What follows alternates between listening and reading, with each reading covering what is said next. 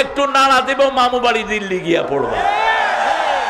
বিসমিল্লাহির রহমানির রহিম। পরিবেশনায় ও পরিচালনায় দিক দিগন্ত। বলতে হবে। আর চূড়ান্ত কথা আল্লাহ বলেছেন, জালেম শাসকের বিরুদ্ধে দোষ বলা কোনো গীবত নয়। যেমন ফেরাউনের দোষ কোরআন শরীফে কে বলেছেন? আল্লাহ বলেছেন। আমাদের নব্য ফেরাউনের দোষ আমরা বলবো ঠিক না ঠিক?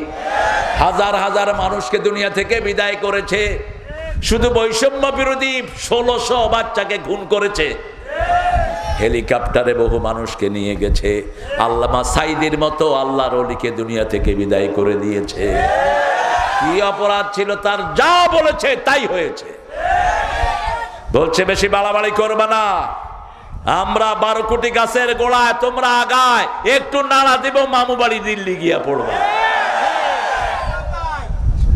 হয়েছে কোথায়? এরপরে বলেছে এমন সময় আসবে উঁদুরের গর্ত তালাশ করে পাবে। হয়েছে কিনা?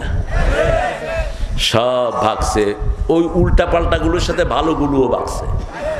কিছু ভালো ছিল না, নামাজ পড়তো, মাহফিলে আসতো, ভালো ছিল না কিছু, সেইগুলিও চিন্তা করছে যে কোনটা কোন বিপদ আইসা পড়ে কিনা। যা ভাগছে তো সব ভাগছে। কি আল্লাহর ফয়সালা!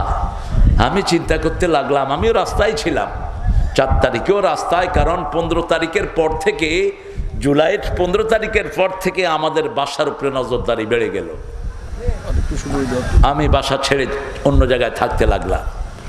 তো আল্লাহর একটা মহিমা আছে যে ওরা যে সমস্ত লোকদেরকে আমাকে অ্যারেস্ট করার জন্য পাঠাতো, এরা এসে আমার ভক্ত হয়ে যেত। এটা কার রহমত? আল্লাহ রহমত। বড় বড় অফিসার, স্যার আপনারে ভালোবাসি আল্লাহর দিনের জন্য, করি ওটা, কিন্তু আপনারে ভালোবাসি। আল্লাহ হেফাজত করেছেন আলহামদুলিল্লাহ। 5 তারিখ সকালবেলায় আমার ঘরের কেউ নাই, আমিও নাই। ঠিক 10:30টার সময় এক ছেলে ফোন করছে, স্যার ভাগছে। কস কি? কিডা ভাগছে ক দেখি? কয় কাঁঠাল রানী ভাইগে গেছে। আমি কইলাম তুই কই? কয় আমি গণভবনের কাছে। আমি কইলাম আমি তোর পিছে। পোলাপান আগে গিয়ে দেখে কোরমা পালাও সব রাইন্দা থুইছে, পোলাপান খাওয়া শুরু করছে, কারণ সকাল থেকেই তো পেটে ক্ষুধা। 1 মুহূর্তের মধ্যে পোলাও কোরমা সব শেষ। বাকি পোলাপান গিয়া চাটতেছে শুধু। আমগুলাকে একটু রাখলি না? কাপড় চোপড় নিল। আমাদের দেশের মানুষ যে কত সুন্দর সভ্য। জিনিসপত্র নিল, নেয়ার পরে আর্মি বলল ভাই জিনিস তো ওনার না, জিনিস হলো সব সরকারি। সব কি জনগণের, সব আবার ফেরত দিল, কিন্তু শাড়ি আর দেয়নি। আমরা দেখি যে এক বেড়া বেডি দুইজনেই শাড়ি পিনছে। তো সাংবাদিকেরা কয় বেডি মানুষ শাড়ি পিনলো, তুমি পিনলা কেন?